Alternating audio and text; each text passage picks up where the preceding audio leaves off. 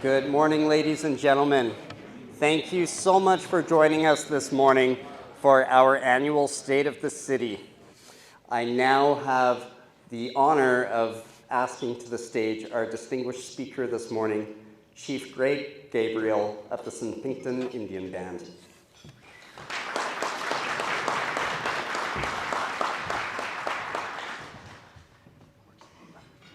This one? Yeah. Oh. Wherever you like. I'll stand here. Morning, everyone.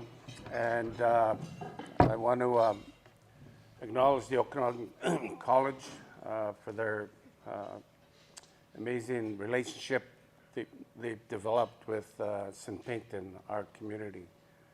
I think relationships are extremely important for everyone involved. I want to thank you for extending the invitation for me to attend this morning and provide some remarks and comments on where the snpink'tn, the Penticton Band, is currently at, the state of the Penticton Indian Band. Our community, speaking about relationships, our community enjoys a very positive and strong relationship with not only the mayor and his council, but with the city itself. Recently, an amazing document was signed off, I think it was in November, which was called the Water Collaboration Agreement. And that Water Collaboration Agreement was a historical document because it involved every mayor and council throughout the Okanagan region and the regional districts, where we all recognize an issue of common concern, and that was the protection of our water, the watersheds and the lakes and streams, and the focus was on the future generations. Our council, snpink'tn Indian Band, is now focused on, or has always been focused on, the future generation. Another example of our relationship with City Council and the City of Penticton is, we all know we have this unfortunate encampment happening just down the highway here. It was through the cooperation of the City of Penticton and the Penticton Indian Band, we took the initiative to take it to the province and to whoever to try and get this ongoing problem, get some answers on how we could resolve it. Because you take that encampment down, another one's going to pop up somewhere. So we want to explore ideas on how to address that ongoing issue, and as well do it in a way where we want to look after, the homeless people themselves. It's very important. So I really want to thank the city and their staff for working with us to try and find answers on that. So in terms of the Penticton Indian Band and where we're at today, many of you probably are well aware that the Penticton Indian Band had been through some challenging and struggling times the past 4 to 6 years. With our council and our leadership, we now, in my mind, are in a good position where we have our community and our direction going in a strong, positive direction. One of the major challenges we had from what happened was the confidence was lost in our community, the confidence in the leadership. And I was so pleased and happy to work with a great council to reignite that confidence and trust from our own community members. And I think it shows. Just recently we went through election and the majority of the existing council members were re-elected. So the community does see we're going and moving in a positive direction. Now with that, one of the major issues that we were challenged with was what was happening in terms of economic development initiatives. Again, that trust in our community, because of what was happening, was severely damaged. And now I think we've rebuilt that trust and confidence and are now going to be moving into a further, hopefully, positive and good direction in the upcoming 4 years. I was recently re-elected as chief, and I'll be working together with this new council for the next 4 years. Economic development and the relationship we enjoy with the city of Penticton goes hand in hand. We are neighbors. We rely on businesses and the support of the city, and we purchase a lot of supplies and services from the city itself. Not only that, but we have businesses and whatnot that the city of Penticton and us, we promote and work together and hopefully make them thrive.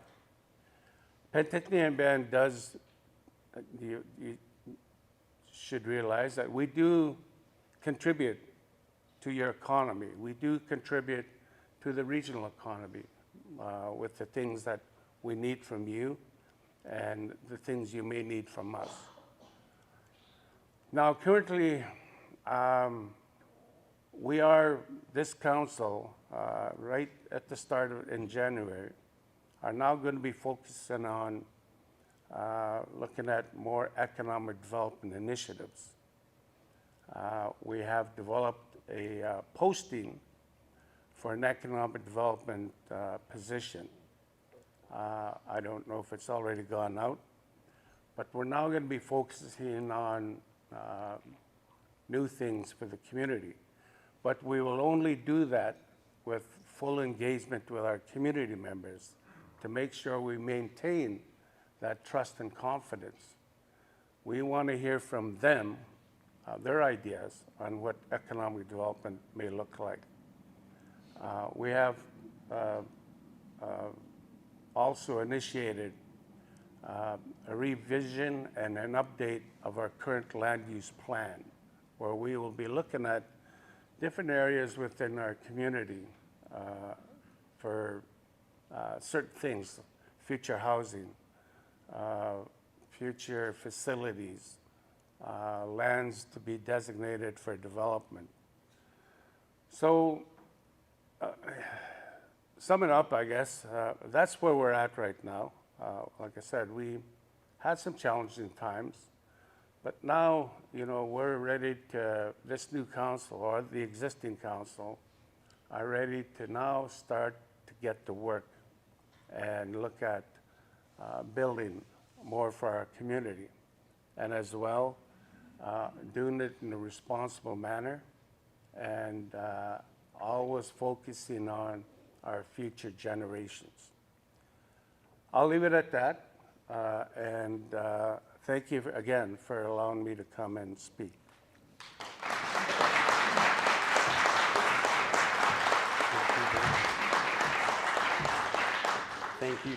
Thank you, Chief Gabriel, and we look forward to 4 more years of your leadership.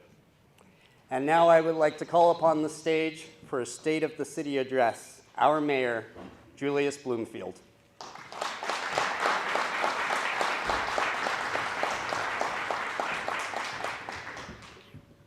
Thank you, Michael. And yeah, thanks for everybody for coming. Pleasure to be here with you again, and special thanks to the Chamber for putting this on. And I, like Dr. Fassner, want to acknowledge that we are gathering on the traditional unceded territory of the Silk Okanagan people. And the City Council takes this statement very seriously, as it acknowledges that in BC, our communities are on land that was not formally given to us to settle on. And we thank the Silk Okanagan people for sharing this land. And I just want to thank Chief Gabriel for being here and sharing his perspective with us. I think that was really interesting and very valuable. And as we progress with issues like safety and livability, it's important to work with our neighbours so that they are also safe and have vibrant communities. If they are safe, then we are safe. We have adopted a position of collaboration and partnership with Chief Gabriel and his council in a variety of decisions. And as Chief Greg said, such as the historic signing last year of the agreement to start the process of a joint protection of the Okanagan watershed. And that approach will continue. It's an approach that requires honesty, transparency, and it's an approach that is also infused into our day-to-day operations at the city. And it is built into how we communicate with the public. And communication is a big thing. People need to know what the challenges are for the city. They need to know what the plan is for change. And just as importantly, they need to know the realistic timelines for such change. And we do that in many ways, that communication. It's through traditional news releases, social media, council town halls, and events like this today. We want to share the info and get your feedback. Before I go any further, I'd like to acknowledge that Councillor Helena Conant is here, and Councillor Isaac Gilbert is here, and Councillors Campbell Watt and Ryan Graham were unable to attend today and send their regrets. As I was preparing for today, our third State of the City address, I was reminded of the Roman god Janus and the gatekeeper to the heavens, and he had two faces. He could look back and he looked to the future. And that's the theme for today, is looking back over the past 2 years that we've had, learning from what we've achieved and those experiences over those 2 years. And part two is looking at what lies ahead and how we can progress using the knowledge that we've gained. Since we last met, Council has reflected on the first 2 years of our mandate, and we've decided to refine our priorities to safe and resilient, livable and accessible, those two main themes.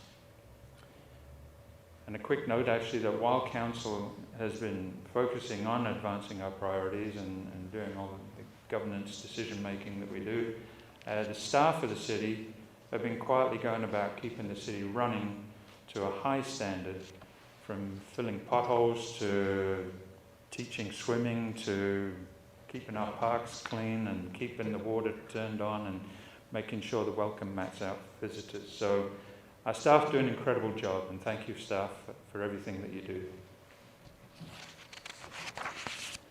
And now back to our priorities. And today I want to cover three main topics, and that is safety and housing and building community. With safe and resilient, it's been a priority for us, and over the past year we have seen many successes.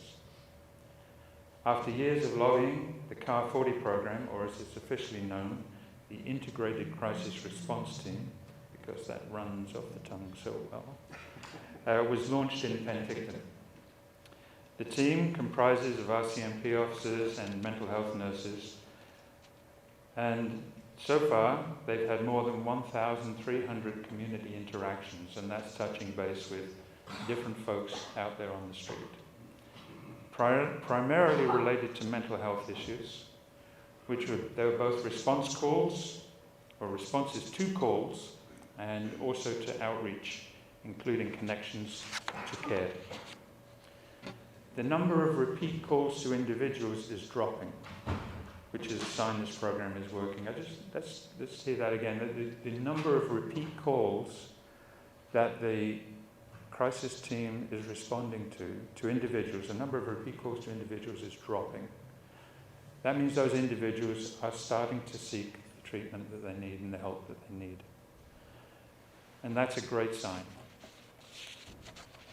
Bylaw services have also been busy with over 10,000 service interactions that include service calls and proactive patrols, which is up over 25% compared to the previous year. RCMB and Bylaw have enhanced their collaboration and coordination, and through efforts to address property crime, are working towards other initiatives that enhance the health, safety, and security of our community. The short part of that is they're working well together, and we can start to feel it.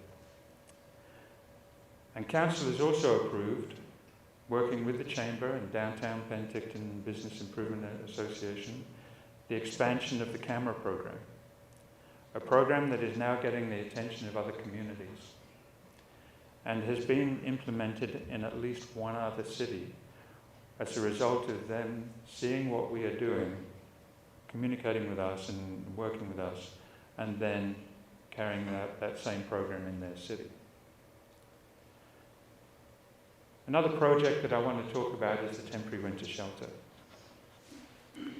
Council made the decision to be an active part of a winter shelter opening and immediately collaborated with 100 More Homes and BC Housing to ensure that that is successful.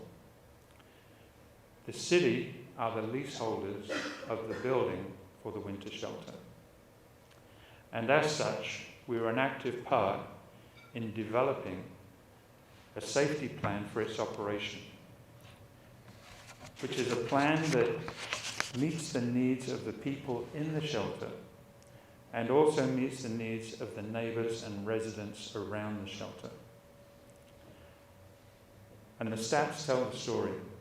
Since the shelter opened, and it has 40 beds, 7 individuals have transitioned to permanent housing, either in market housing or supportive housing. Interior Health has also experienced a high demand for their services at the shelter, with 47 primary care cases in December alone. There were 15 mental health and addiction connections with 7 clients, beginning treatment for addiction and committed to further care. And 15 clients improved their wound care significantly at the shelter, and all of that has alleviated a lot of pressure on the ER at the hospital. And that's all in the first 3 months of the shelter. Council has also had a chance to visit the shelter. We went on a tour of the shelters and we visited the winter shelter. And it was a powerful reminder of why we help people in need. There are 40 people in that space. And it's nothing more than a concrete box. It was where structure lamb used to be. There's concrete walls, concrete floor. It is not pretty. There are washrooms and showers built in with OSB board, very, very basic facilities with very little privacy. There's cots laid out in rows.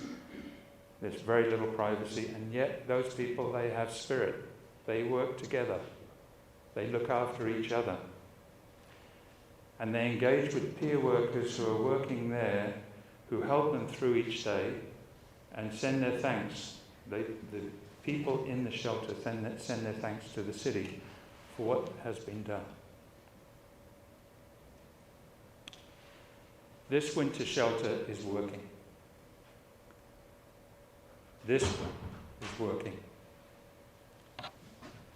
And I have had a person from the shelter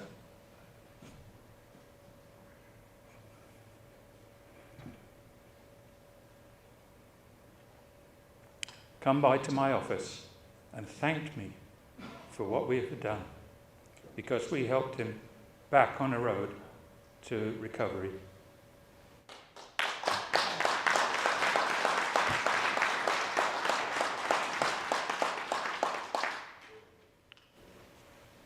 But talking about these actions is not enough.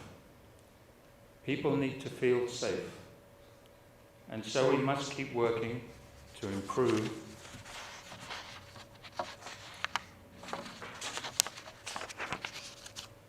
and make Penticton a safer and more resilient community. We know we're not alone in this. I was at a recent Save Our Streets forum in Vancouver, and the message from the mayors and councillors and police officers across the province was the same. We have had enough. We are tired of using band-aids to deal with the symptoms of our social issues, and we must get to the root causes. The root causes of housing, the economy, mental health and addictions. And that is why we're advocating for more resources to build complex care and to look at compassionate mandatory care as proposed by the Premier. We are in difficult times. We're dealing with drugs that haven't been dealt with before. We're seeking an agreement with the province to start a Heart and Hearth program in Penticton, which is a temporary site of residential pods or micro-units as transitional housing, which is one of the missing pieces of the gradual housing steps in Penticton. We cannot attack the problem with the same actions that caused the problem. We need new approaches to get to the root of the problem. There's a term out there, polycrisis, and it means that all our problems are intertwined.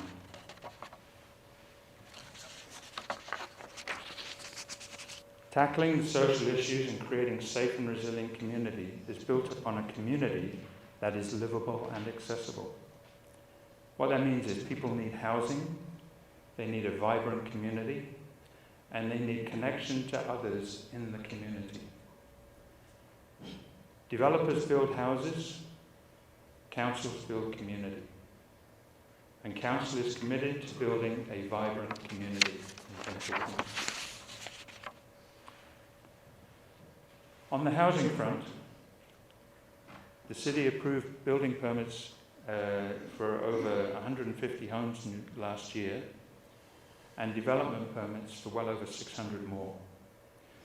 Construction values in Penticton for 2024 was over $190 million. We revised our official community plan and zoning to allow for more infill redevelopment rather than urban sprawl, which is a more cost-effective way to add housing. And this year the plan is simple. Keep at it and let's get shovels in the ground. The good news is that 2025 will see occupancy of several projects started in 2022 and 2023, including the 70-unit purpose-built apartment building on Eckhart Avenue, the townhouses on Conklin Avenue, and Phase 1 of 795 Westminster. Just to name three, there are many others in the works. And this year we're going to continue to look to build homes across the housing spectrum, both market housing and non-market housing. For market housing, we need to find ways to help projects get built. We are in difficult economic times for market housing, with some developments approved, but not being built due to construction financing restraints and market uncertainties.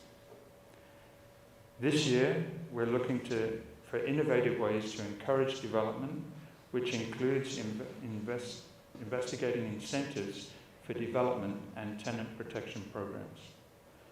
For non-market housing, councillors approved 3 city-owned sites for social housing geared towards workforce, seniors and youth. On the community front, the city's childcare action plan, which is part of the social development portfolio, aims for a total of 722 spaces by 2030. The latest project is the Power Street Childcare Centre at the Community Centre, which will add 80 spots to bring us to 60% of our target for 2030. On another front, the urban tree plan set targets of an 18% citywide canopy by 2045. We know trees are the natural climate cooler, and this has been proven, and it's been proven to keep street temperatures down in the summer, and that's why it became a goal of this City Council.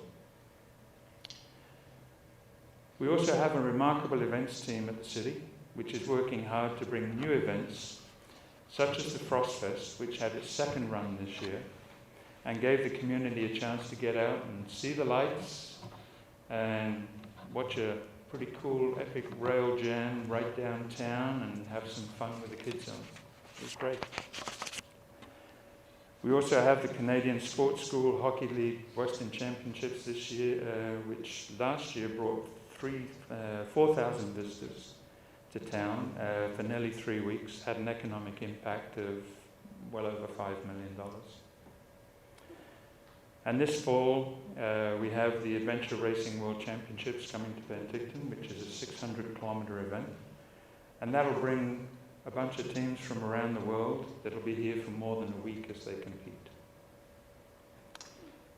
And let's not forget the other events, such as Peach Fest, Grand Fondo, Dragon Boat, plus many others that bring vitality and life to the community. Before I finish, I want to speak about the work that all of you do. Economic development and vibrancy underlies everything that we do. We need people to want to move here, to stay here and to raise families here. And you are the impetus for that. Our development services team is constantly refining our economic strategy, and you are part of it. Being part of our forums and workshops is vital for us to understand your needs.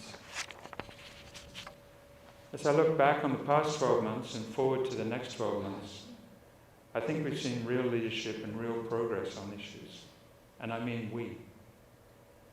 Looking at the past or towards the future, it doesn't matter. One thing in common is partnerships.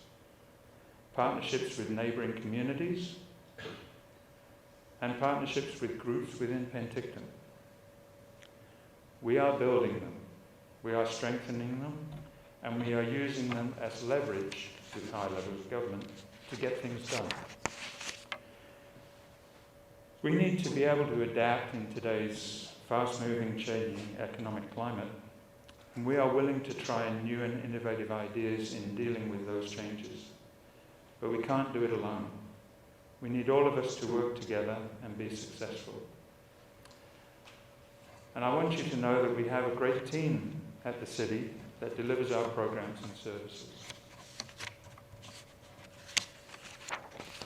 And I want to acknowledge that Angela Campbell, our Director of Finance, and Kristen Dixon, our GM of Infrastructure, they can't be here today. But those in the room, part of that team, is RCMP Superintendent Beth McCandy, Julie Check, our Director of Public Safety, Rob Trussell, our Deputy Fire Chief. There's Rob. Yeah. Kelsey Johnson, Director of Community Services. There she is. Blake Laven, Director of Development Services. Cheryl Hardesty, the Manager of Council and Executive Operations. And the person who brings it all together, City Manager Anthony Haddad. Anthony, where are you? Oh, there. And they all help lead a team that makes this place very special. But sometimes it takes an outside look to remind us of how lucky we are. The Globe and Mail named Penticton as one of the most livable cities in Canada. And we got that title because we are. We can all take pride in being part of that. And together, we can make Penticton even better. But right now, I need a coffee, and then we'll have a fireside chat. So thank you very much. Thanks for coming.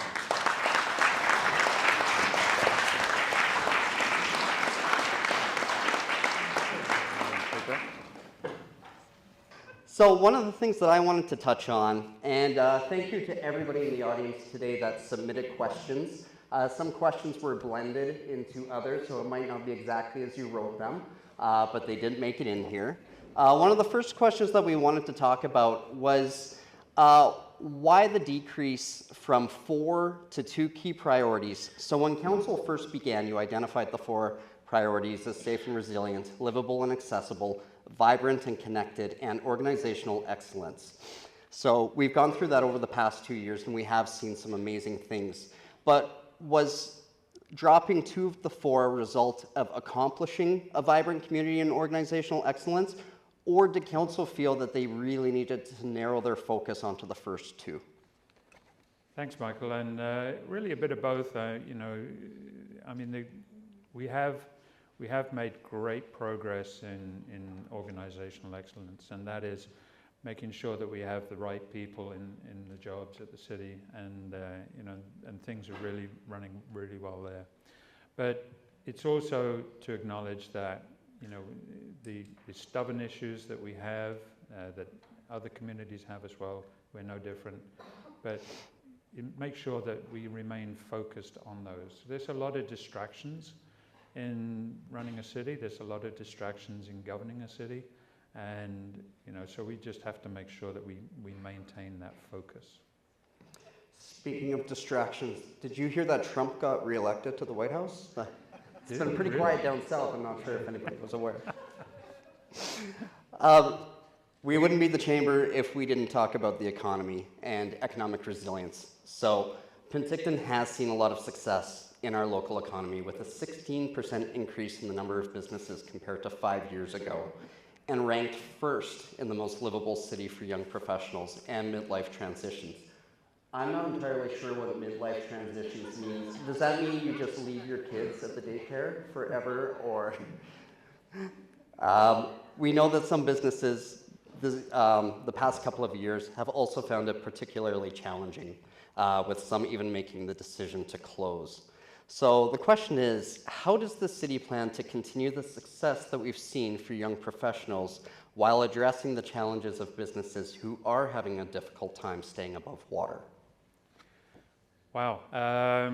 So firstly, I think as a city, we want to work with groups like yourself, like the Chamber, like the Downtown Penticton Business Association, like Peter, in ensuring that we have a climate that is welcoming for the entrepreneurs that are coming in, for the business people that are coming in, for people who work from home, that changing demographic, and making sure that we have what they're looking for. And what they're looking for is lifestyle. So we've concentrated on lifestyle here. We are a natural location for lifestyle choice. And so that's play to your strengths. Play to your strengths. And that's our strength. So we take full advantage of our strength there. Making sure that we have an economic climate that allows for economic development, and that's a city where having a city hall where we start when people come to the city. Our mantra at the city is we start with yes, and we find out how we can get there. If there are roadblocks to that yes, then let's work together to deal with those roadblocks. And I know that the development community have commented to me on how they like that approach, and if it doesn't work out with a proposed development, then it doesn't work out. It's not a guarantee that they're going to get what they want, but it's knowing that we're willing to have the conversations, and we've got a climate of working with people that are coming into the city with ideas. Thank you. You addressed this in your speech, but I wanted to dig a little bit deeper. At last year's State of the City, you told us that the biggest accomplishment was the creation and launch of the Mobile Integrated Crisis Response Team, CAR 40. Like you said, it does not roll off the tongue easy, which pairs an RCMP officer with a medical professional to respond to mental health crisis calls and, as we heard, proactively engage with vulnerable members of our society. So after 1 year of service, what are your thoughts on the impact that CAR 40 has made on our city? Well, it's doing really well, and it's not really what I'm not going to talk about what I think. I'm going to talk about what I'm hearing from the boots on the ground, from the RCMP officers that are out there. And they are telling me that it's working. They are telling me that they appreciate what's happening there. They appreciate that there's a nurse there to handle those situations. They appreciate that it gives them the time to spend on other files, on other duties. And so if the people, who are, on the front line with boots on the ground, if they are happy, then I am happy. Yeah, I think that was a game changer, like you called it last year. And I think while we may not always see the results, certainly when you hear it anecdotally or you hear it in the quarterly reports, it's certainly making a difference. And we're grateful to have it, because Penticton, as a lot of you remember, was passed up in funding for that program for many years. So I know it was the leadership of your team and the RCMP that really brought it here. And I think we're trying to expand that program, actually. So I think that that speaks to the level of success, that after a year that there's a move to expand the program. So it is working. To talk about something that's quite visible right now is the Fairview encampment. So right now we know the city of Penticton does not have enough shelter space to accommodate everyone who is currently unhoused, including those currently located at the corner of Fairview and Channel Parkway. And a couple of days ago, we did see a fire breakout, which fortunately did not result in any injuries, but did destroy 2 new trailers at Leisureland RV. Under the Charter of Rights, for those that don't know, under the Charter of Rights, individuals can set up a temporary structure to shelter outside if there's not enough indoor shelter space or housing. And when it gets really cold, like we've all seen, the risk of fire increases as people just simply try to stay warm. What is the city's vision for both a swift response as well as a long-term solution for creating more spaces for those currently experiencing homelessness? Again, that's a big question. There's several questions in there, but first of all, the fire at the encampment was very difficult. We had both the Penticton Indian Band and ourselves, the city, had talked to the Ministry of Transportation and Highways, whose land that is. That has been established, that it's their land. And we have talked to them in the past and voiced our concerns about the safety on that site.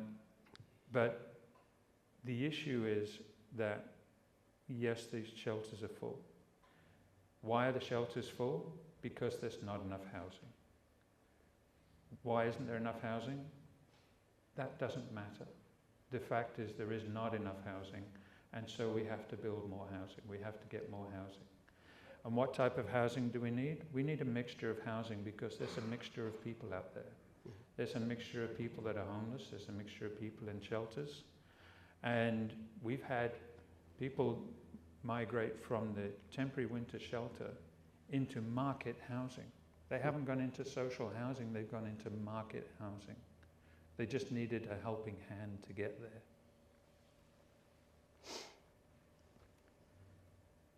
There's different answers for different groups. Some people need a lot of help. Some people need a little. The shelter is a triage. It should be a triage. The shelters, because of the blockages of various levels of housing, the shelters have become residential. Nobody should be living in a shelter for more than a few weeks or a shorter period of time. The shelter should be the triage. to go on to the next level of housing. And that's why we're concentrating on the housing. Thank you. So far, the temporary winter shelter up in the industrial district has been successful in that you rarely hear of any complaints or even know it's there. Compass Court, on the other hand, continues to negatively impact surrounding businesses and sees a lot of activity from emergency services. What is the difference between the two shelters, and is there a way to either move Compass Court or improve the activity that takes place around it? That's a loaded question I there. know. So, I think it's early days yet for the temporary winter shelter. And this temporary winter shelter, it is successful because in the past, temporary winter shelters have not been successful, and we've learned from what doesn't work, and we've applied changes to the operation, and we've put in things that do work. And so it's working. Now, the leverage that we had to do that was that the city was a willing partner, and as I said in my speech, we leased the building, and then we had, you know, it was on condition that we have a security plan that we approve. And so that came to be, and that was great. I think at the end of the season, then it's time for the service providers, not the city, but it's time for the service providers, along with our social development coordinators and our security folks as well, Director of Security Protective Services, to sit down and do some analysis as to what works, what doesn't work, why does one work, why doesn't the other work so well. Is it because of that housing question? Is it because of something else? I can't tell you right now. It's too early in the game right now. But what I can tell you is that once this season's over, that analysis will be done, and we'll be looking for those answers. That sounds good. In terms of housing, new housing starts in the province dropped more than 9% last year, a significant portion of that percentage stemming from Vancouver and Victoria metro areas. Interior communities like ourselves, on the other hand, have seen increases in housing, and optimism in Penticton is high, thanks to a handful of changes, including allowing higher densities, designating large major commercial streets as mixed use to support housing on top of commercial spaces, relaxing parking requirements, and supporting the use of city-owned lands for housing projects. With affordability so closely linked to the cost of owning or renting a home, what can we expect to see in 2025 with regards to housing supply? Yeah, you're really blending these questions in, aren't you? Yes, So, I am. housing. So, two types of housing. There's market housing and there's non-market housing. First of all, we have to know what we can control and what we can't control. We can't control the big market out there. We can't tell people when to buy a house. We can't tell them how much to pay for their house. We don't dictate market terms, you know.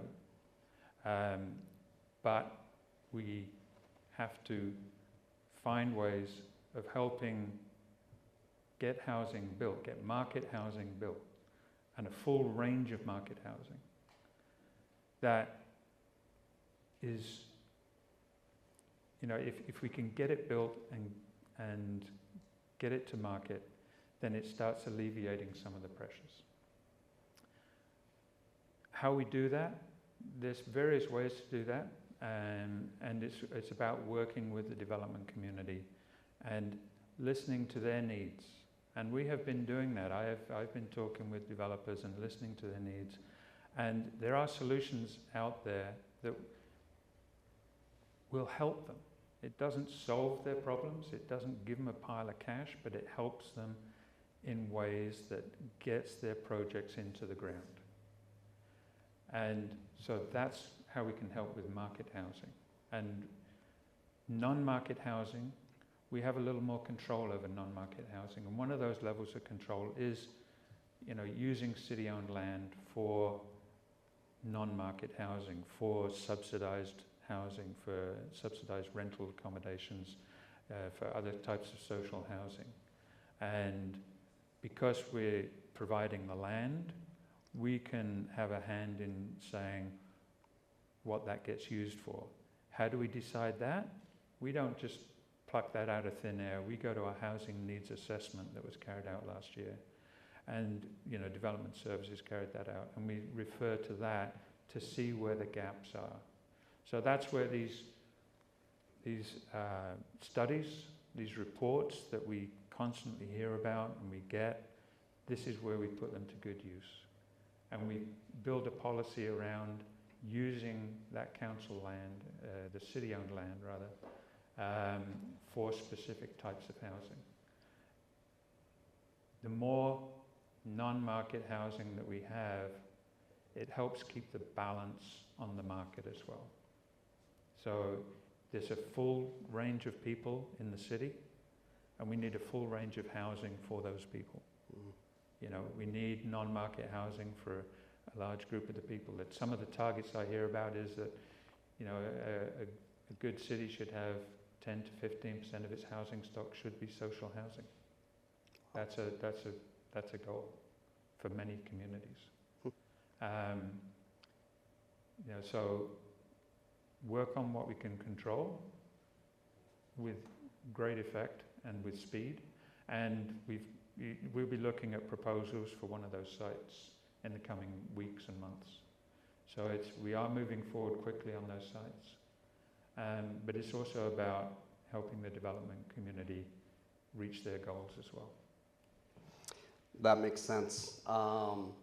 I know in my job, I often look at the rise on Nanaimo as a wonderful example of how you take city land and turn it into a gem of a property for below market rent. Yeah. And the people that live there feel like they've won the lottery because they can actually afford to live.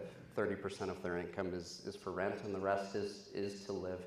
And RGI really is a goal, but it's hard to achieve that goal in a disproportionate amount of market-based housing. So I'm excited to see what the city does with city lands in that regard. 10%, I didn't realize that it would be that high for the balance, but again, that makes sense. It's a big goal. Yeah, in the housing forums that we've been to, and the conferences that we've been to in Vancouver, it's been largely in Vancouver. It's been pointed out to us, about the gaps in social housing and the gaps in subsidized housing that have occurred since the 80s, since when the federal government handed over the housing portfolios to the provinces, and the amount of the lack of social housing that's been built since that date.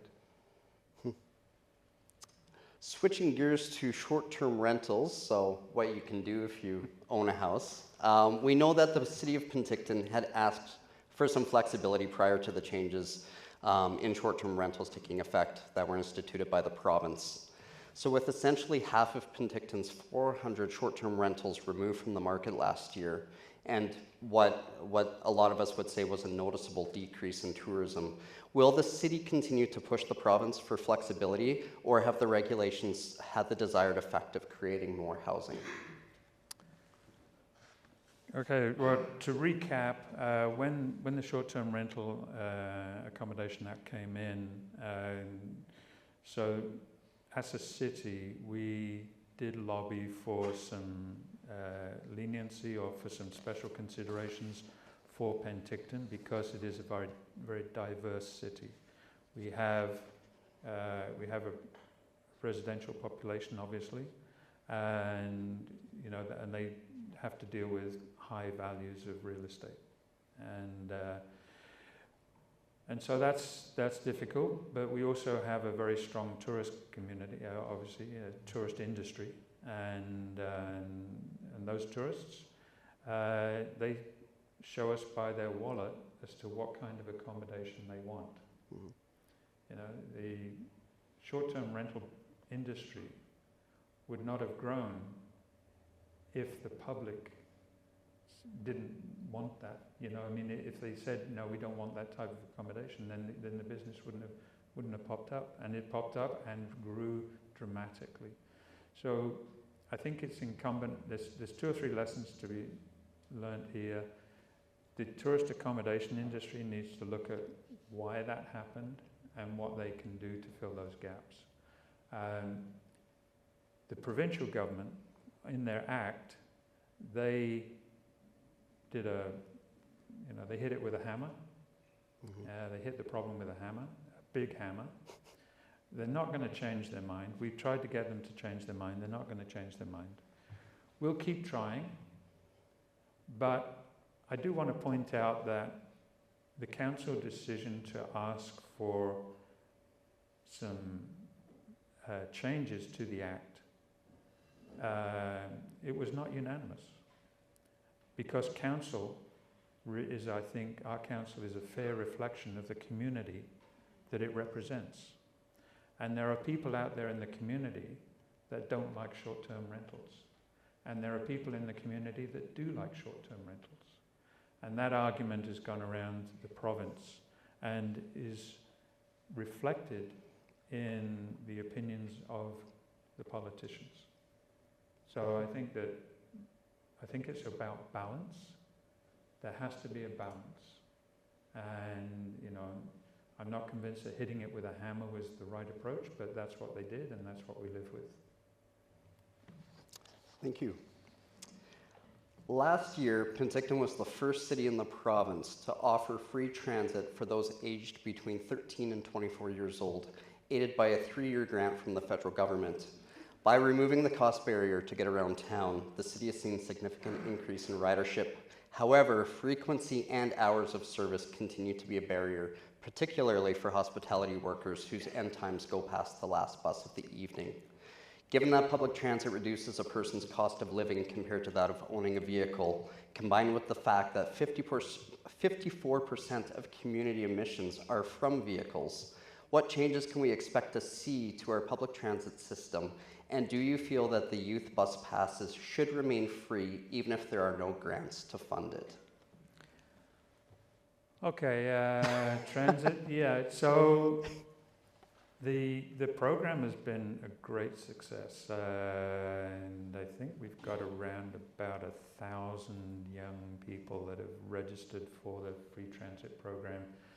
And I think last year it was around 40,000 trips that were, where they took advantage of that program. How we're going to improve the system, we're working on that right now, actually, along with BC Transit, and redesigning the routes for the city. The main route that goes right down the spine of the city, there's going to be a service running every 15 minutes. And then the arterial routes, or the supply routes that come down to meet that main route, they're going to be revised and revamped. The night bus system is going to cover all of the routes, or most of the routes, not just having one night bus that kind of meanders around the city. So they're the changes that we're making to the system. The program, it's a 3-year program. When the grant runs out for that, it'll be a council decision as to whether to continue it. But it does seem to be working, it's having the desired effect right now. So it'll be an interesting discussion when that comes up. For sure it will be. Speaking of transportation, secondary route to Kelowna when an all too familiar landslide or wildfire or an accident shuts down Highway 97 for hours, days, even weeks at a time, severing our connection to Kelowna and the many centralized services we now rely upon up there. Very recently, an individual deliberately shut down the bridge for more than 10 hours when they parked their van sideways, containing potentially explosive material. You responded by writing the Minister of Transportation for a concrete commitment to upgrade and maintain the 2014 service road year-round, given the frequency of highway closures, and those who attempted to use the 201 only to get stuck and wait for assistance in the middle of winter. Do you believe that this will be the straw that results in the upgrades and the maintenance needed to make the 201 into a year-round secondary route? And if not, what further pressure can you and other local governments place on Victoria?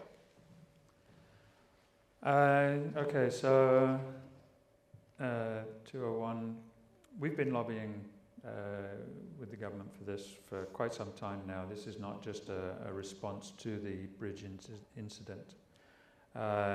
We've been bringing this up with various ministers at different times when we met them at UBCM or other events. And all we're looking for, we're looking for a concrete commitment, but we're not looking for it to be built out of concrete. So we just want to see the secondary route maintained to a level that regular vehicles can pass along and get along, and to have it maintained for just these types of incidents. We could have, there wasn't a tragedy on the bridge when the individual decided to make a statement, but there could have been a tragedy up on the 201 with the conditions that road was in and the fact that people were up there. And hats off to the search and rescue teams that went up there to help them out. I think that was, they did a splendid job. But, in the world that we live in, we've got a centralized, government wants to centralize everything because that's easier and cheaper. Mm-hmm. And so we have a centralized hospital there in Kelowna. We have people that need to get to their hospital appointments. We have staff that need to get there to carry out those appointments. We have people that need to get to the airport, Kelowna Airport, because that's a hub. So, having a disruption like this makes a big hole in the economy. And so how do we keep that running? We can, the 201 is there.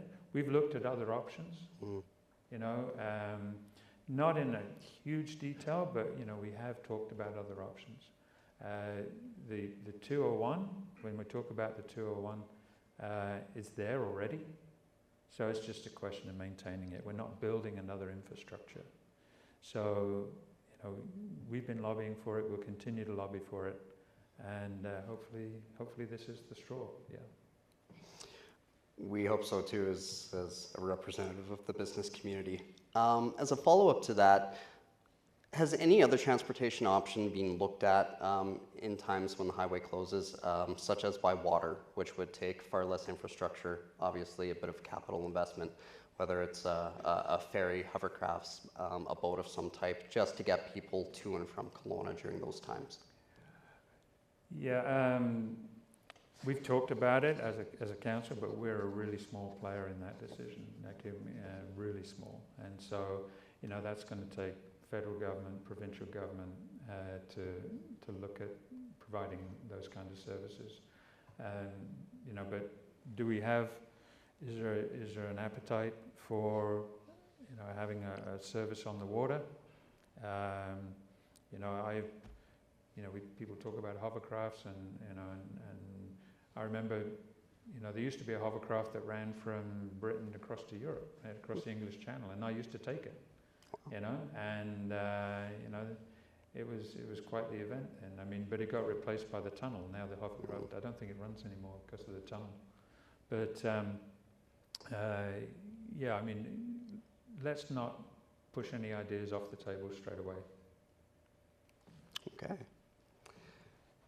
Switching gears again, Iron Man. With the loss of Iron Man and the millions of dollars that it would bring in economic activity, has the city been pursuing other leads to host a larger scale event that weekend?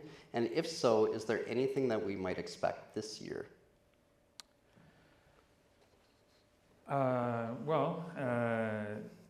This year we've got other events booked, not specifically to replace Iron Man. But here's the thing. Penticton, it's a city where we have lots of great facilities for tourism and for hosting events.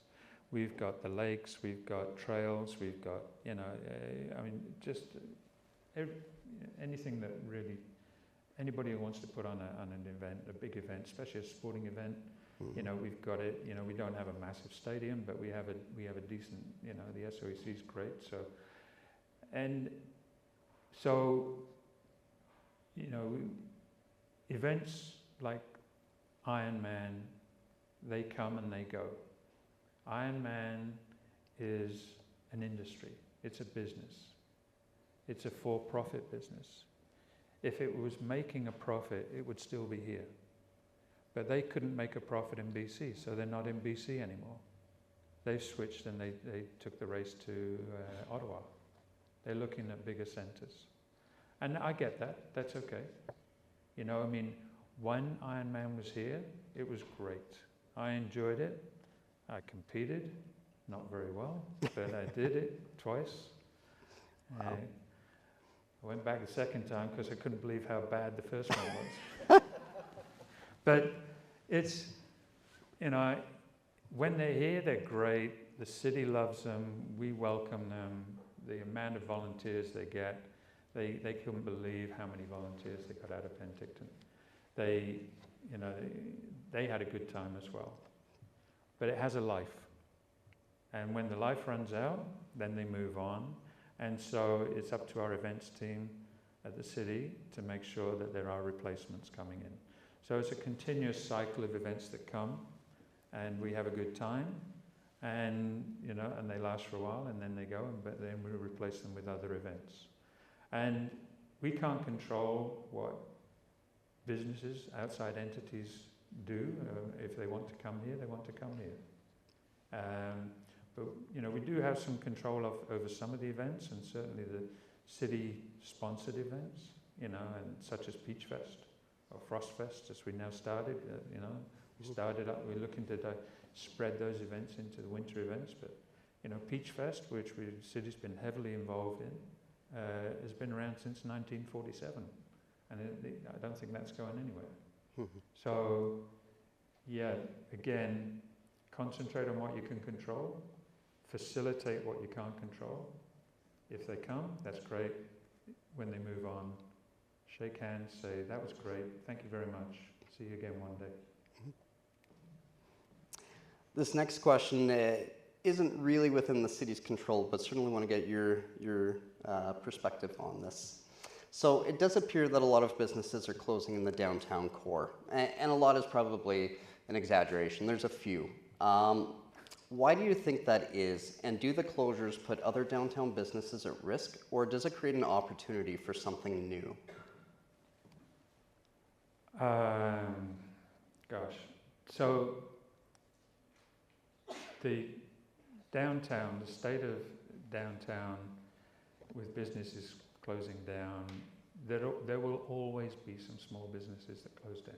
It's just the nature of things. It's cyclical. Other communities are having the same issue, you know, in their downtowns. The reason for that, there can be many reasons, but the fact is that on a macro level, we're shopping on Amazon, right? So, you know, if we're worried about the downtown, then stop shopping on Amazon. And it's not just the downtown, it's the malls as well. So the malls, they have vacancies as well. We are seeing a dynamic shift in retail. Can we control that? No, we can't control that.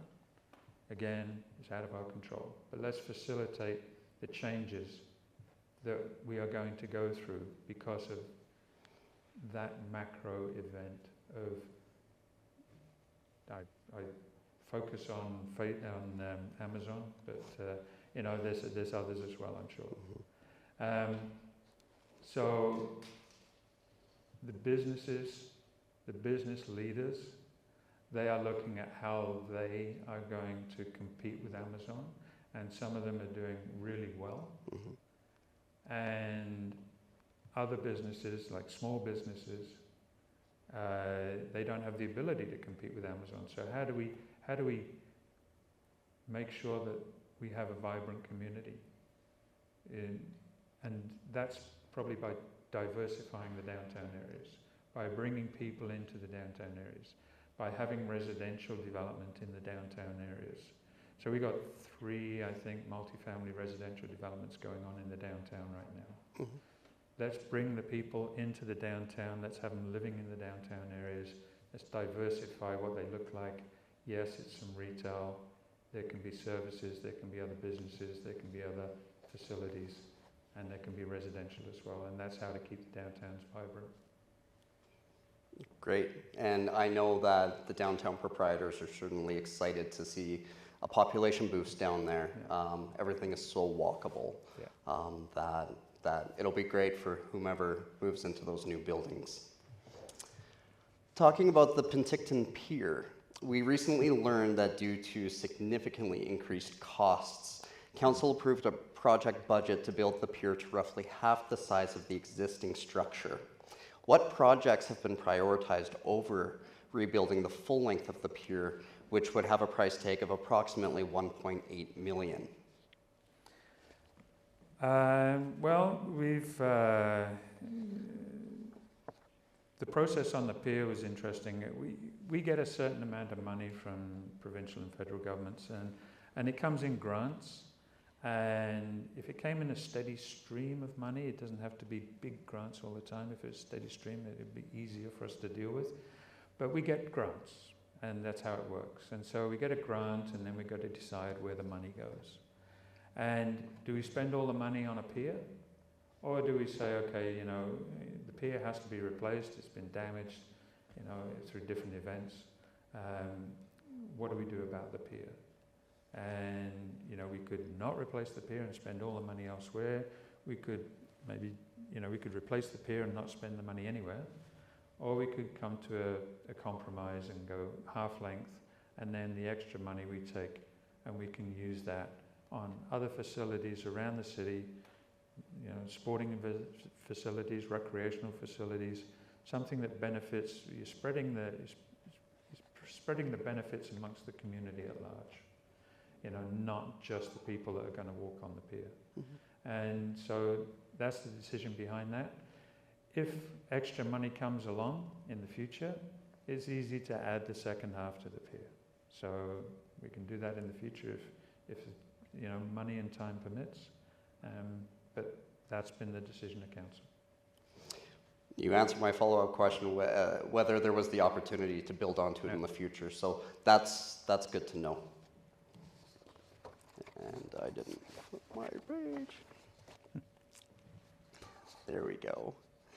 What steps can our city take to protect itself from climate change and the extreme weather events that we've seen over the years, whether it be wildfires, floods? There's always a potential for a drought and severe water restrictions. So what can the city do, not just City Hall, but of course all the residents in the city? What can we do to better insulate ourselves from those extreme risks? Okay, well, the first thing to do is to have a plan, and we did that 3 or 4 years ago. We've got a City of Penticton Climate Action Plan, and that outlines steps that need to be taken, and we are working on those.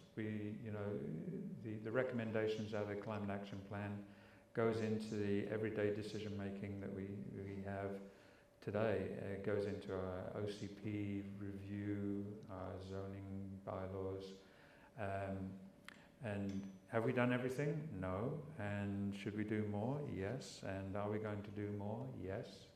And what's that going to look like? It's going to look like, ensuring that we have protection against weather events such as floods, and ensuring that, recognizing our flood zones and seeing how we deal with those. It's also recognizing, more importantly in this area, in the Okanagan, is recognizing our interface areas for interface fires, wildfires, and ensuring that developments that happen in interface areas have the right protections. And so being aware, dealing with fire smart programs, and such as we've spoken about earlier this morning, the management of the Okanagan watershed along with First Nations. That's going to be an important piece as well. California has, of course, taken over the news and just the absolute devastation that's happened there. And we think back to the McDougall Creek fire as well up in West Kelowna. To put everybody at ease, do we have an emergency response place, such as citywide evacuation plans, particularly for our vulnerable members of our city, should a tragedy like that ever strike Penticton? Yes, we do. We have emergency response management teams that comprise of mostly city staff that take off their city staff hat and put on their emergency response hat. But what they have is they have the knowledge and the communications expertise already. They have the structure. That's a team that's ready to jump into action straight away. They have coordination with all the protective services, and so we can hit the ground running in that regard. So yes, there are robust action plans for evacuation and dealing with wildfires as needed. That's good to know. With the potential for U.S. tariffs still on the table, and we know we have a 30-day reprieve, but who knows how many 30-day reprieves will be given. How can the city support businesses that would be affected? We've seen a great buy local movement, certainly to support our retailers and our agricultural partners. But there are those in the industrial district who provide well-paying jobs and world-class product and significant tax revenues for the city. But their products are generally too specialized and too expensive for a shop local or for the average person to purchase. I for one I'm not sure what I would do with a sprayer from Slimline, but I obviously as a resident I would love to help them out. Beyond my means, how do we as a city help those businesses that rely on their American clients? Yeah, that's a difficult scenario for sure. And well, the first thing that we've done is, and we have done, as Michael, I mean, I've invited you, and I've invited the other organisation leaders, Downtown Penticton Business Association and PETA, that's the Penticton Industrial Development Area. I've invited them to get together. I think we're getting together in the next little while. Thursday. Yeah. And we're going to talk about, what can be done. So we don't have all the answers. I can't come up with that answer right off the top of my head.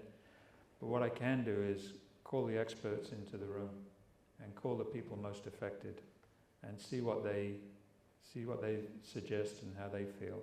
I've already spoken to a couple of business owners who do a large amount of business across the border, just to get their perspective on the tariffs and how it would affect them.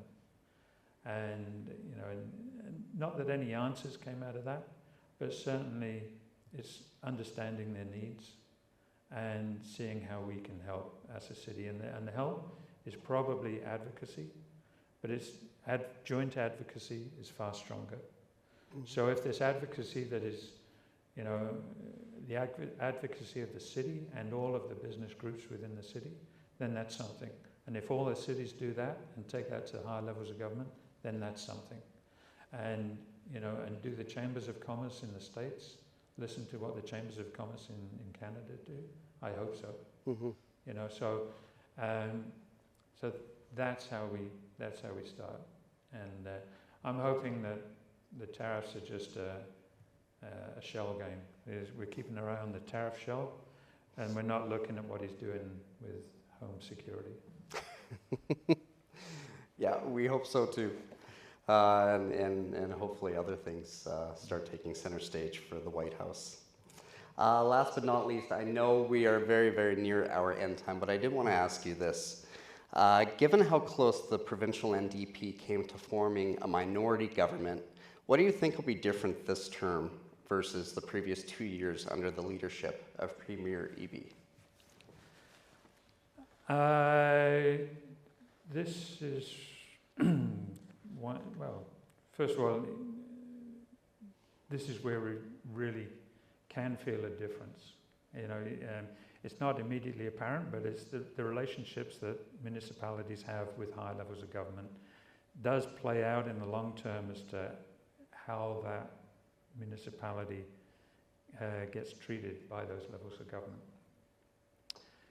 When I first got into politics as a councillor 6 years ago, I saw the NDP. They were in a coalition with the Green Party under John Horgan, and that was I think that was a really good government. They listened to municipalities. They were paying attention, but as John Horgan himself said, we're a coalition. He said we could have the rug pulled under us from any time, at any time by the Green Party. So we are here to listen, and they did. Then when there was an election and they got majority, their ears fell off, right? And so we've been really working hard to try and keep those conversations going, keep the relationships going. And with this election, Premier Eby himself stated that he got a clear message from the electorate that he has to listen. They have to listen. So I'm hoping that their ears have grown back on, and I'm sure they have. And I'm looking forward to having some really good conversations and collaboration with the provincial government. And I think that's building. I think we have seen an improvement in our relations over the past couple of years. And I look forward to that strengthening. Mayor Bloomfield, thank you so much for your time. Thank you everybody for coming this morning. I hope we were able to answer the questions that you had, and if not, the mayor's still here for a little bit. Yeah. So thank you to our sponsors for making this possible, and for Okanagan College opening your doors for us. Thank you all. Take care. Thank you, everybody. Thanks. Today's event wouldn't be possible without the generous sponsorship that we've received. I would like to thank, of course, Okanagan College for opening up your home to us for us to gather. The Interior Association of Realtors, thank you so much. To Marmalade Cafe and the wonderful breakfast we had this morning, thank you. To Rona for this fireplace, which may or may not make it back to your floor. We thank you for that.